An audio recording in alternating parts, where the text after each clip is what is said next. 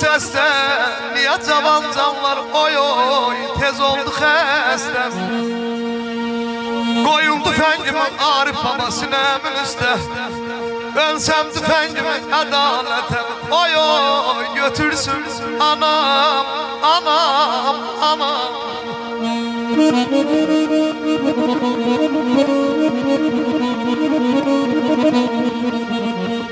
Namərd attığı dəydi hədəfə, namərd attığı dəydi hədəfə.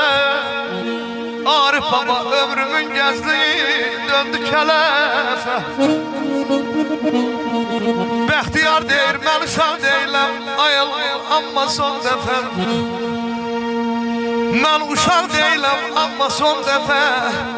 Bəxtiyar deyir məni qucağında oy oy yatırsın anam, məni qucağında yatırsın anam, anam, anam.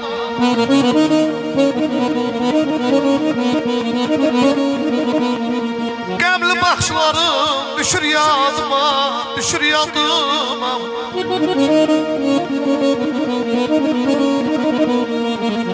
Ay ana qəmli baxışların düşür yadıma, baxışına qurban olum anam.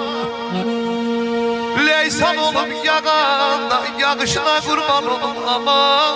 Sərt qışına qurban olum anam, anam.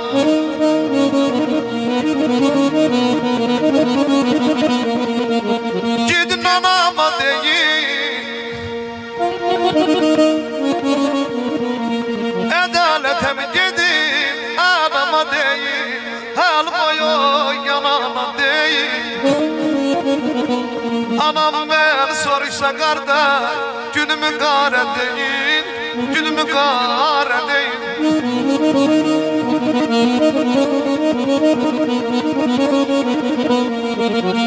Uşaqlıq illərim yolda yorulub, onların əlindən tuta biləydim.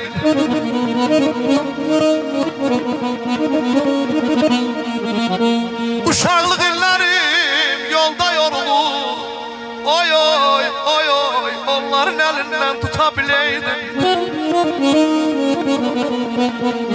Yenidən şu dəmər bir körpə yolu, mənim elmur qardaşım güllü beşiyimdə ay sən də yata biləydim.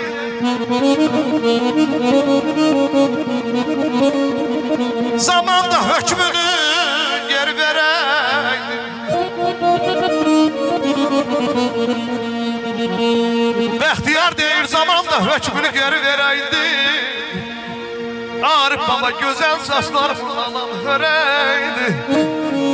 Bu dəm qapımızdan atam girəydi. Ey bu dəm qapımızdan atam girəydi.